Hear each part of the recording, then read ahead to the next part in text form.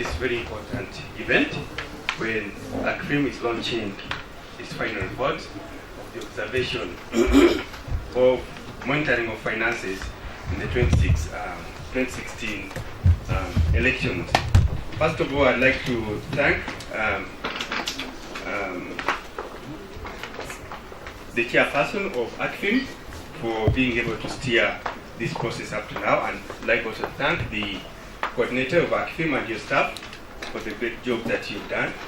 We'd also like to thank Transparency International for the guidance and support that have offered to ACFIM.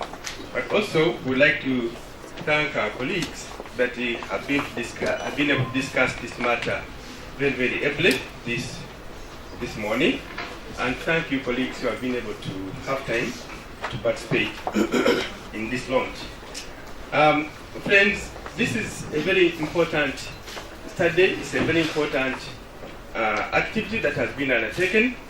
It's quite revealing, it's quite informative, it's quite educative.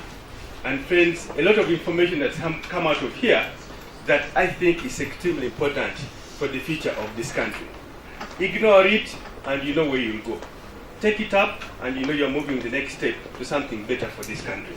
And so, friends, it's extremely important that we don't ignore the information that we've received today.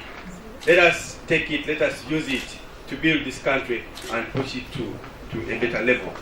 Friends, I think money is a curse, and whoever said so I think is very right. Money is a real big problem in this country, and maybe in everything that happens. But of course, it's only a problem when it's being used badly.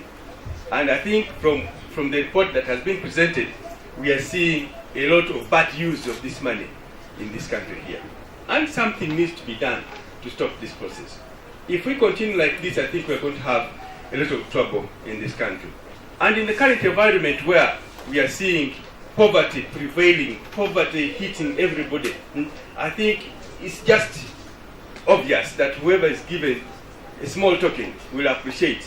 And for us, our culture here, it is that whoever gives you, you also give back. And if that continues, I mean, there's no way somebody will fail to appreciate a coin of 500 shillings and go with somebody who has not offered anything. And so that continues to be a problem in this country, and I think it needs to be fought very, very seriously. Of course, it looks like it's a deliberate issue that the people are kept in that kind of state. But maybe we can also say that there are those who are well off, who also are very, very, very greedy and selfish, that even when they have the money and they are given more money, they will still do what you don't expect. Just, I think, is it John Seguja who said the members of parliament received 5 million, and you see their heads how they turned around. Just before the 2011 elections, members of parliament, I think, were given 20 million to go and do funny things. Is it monitor the NADS? Before the change of the term limit, some members of parliament were given $1,500 and they were excited, and they changed, and you see what is happening. So I mean, I think money, whereas I think it makes a lot of meaning for those who don't have, but I think even those who have, it also affects them in one way or another. I have observed in the last 3 elections that vote buying and selling is thriving very well in Uganda. And of course, the conditions that are making it thrive are those of poverty, but also just the attitudes of the people. It seems this is now a normal thing that is happening in this country. What still is that it's also promoted by the laws that are currently in this country. For example, the president has no limit of spending the money. But how does he spend the money? I think just before elections, we saw the president giving out sacks of money, I think, in Busoga. We saw so many of these donations being given out. We saw so many of these things happening. But the law is supporting that. So I think issues concerning voter bribery, issues concerning of facilitating people to do the wrong things, I think are issues of concern. I think need to be very much addressed. It's very absurd that politics in Uganda has been so much monetized. Good leaders who maybe would contribute a lot to the development and to the better governance of this country have no access, have no opportunity to take up the leadership of this country, just because they are not able to oil those who are supposed to elect them. And I think from the previous examples, although Dr. Kiza said that maybe money did not play so much, it was not so much of a factor in getting the 60% that the NRM got. But I think maybe if there was no money, even that would not have been got by them. And so it had some influence, because when you go out there and listen to what people say, for me, whoever does not give me, I don't give. Whoever gives me is the one I give. And so that you cannot take that lightly, because actually it's happening down there, especially in the rural areas. But of course, you must also admit the fact that that things are changing out there. People are becoming more sensitized, and I think money is becoming less and less a factor to compel them to do what other people want them to do.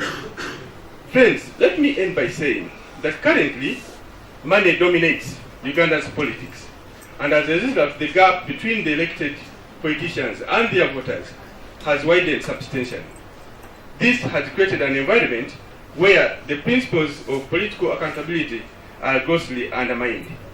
You cannot demand accountability from a leader who has given you money. Who can walk to President Museveni now and say, we are demanding this from you, but he has given me the 5 million, do I have to say anything? He has given you a sack of money, do you come and say, hey, you are doing this not in the right way? So I think it's not very easy when somebody has really compromised you. Corruption in a political party and campaign finance damages democracy, because it undermines elections and distorts political competition. And of course we are seeing this. So we are saying that it is the money that speaks today. Equally, when a political party resorts to paying for voters rather than focusing on the quality of its campaign message, democracy suffers. And I think this is quite clear. We are seeing it happening in this country. One thing that is missing out in this country is a mechanism to check the parties and the candidates' finances. Parties, individuals, and candidates release big monies during electoral processes. But who is checking them? The only case I remember, I think, is the... no one puts them no one compels them to account for the kind of money they have. And I think, for me, that's extremely important, because somebody to say you spent more than 1 billion shillings to get a position of a member of parliament, where are you getting that money from? How much money are you going to get from parliament anyway?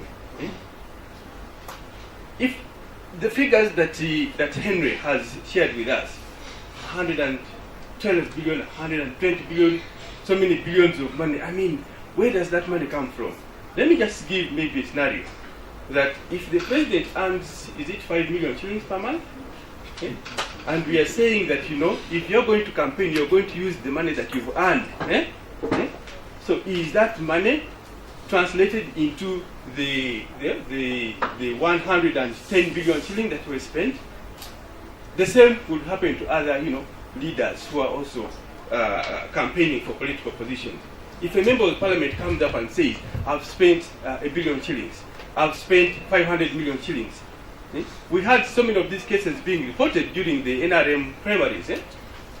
Those guys were spending hundreds and hundreds of millions. But where is that money coming from? And maybe somebody has been a civil servant, he earns 1.5 million, but he's spending 500 billion shillings. So I think there's a mechanism that we are lacking in this country to try and capture that information.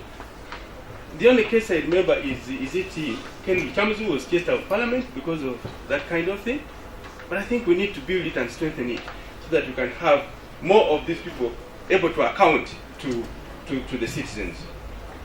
Let me end by saying that it is the belief of Transparency International that political parties, candidates, and politicians should disclose their assets. It's extremely, extremely important, and I think we are going to work out a method and a mechanism to see that this kind of thing is captured, this kind of thing is undertaken during this process before the 2021 election process.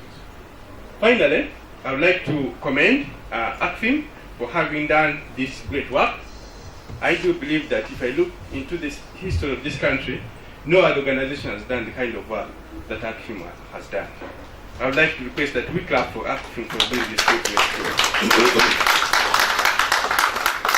And so I do hope that the development partners who are here would consider, to fund ACFIM, give it more money, so that come the 2021 election, I think a lot of work will have been done in this regard, so that we can have even a more comprehensive report coming out. Because we are talking about 16 districts, but we have 122. How, if it were possible to be in every district, I'm sure the story would be different. So friends, thank you so much for listening to me, and thank you so much for coming, and may God bless you all. Thank you very much, Mr. Guest of Honor. By order of the Chairman of Transparency International, can we clap for ACFIM for the report?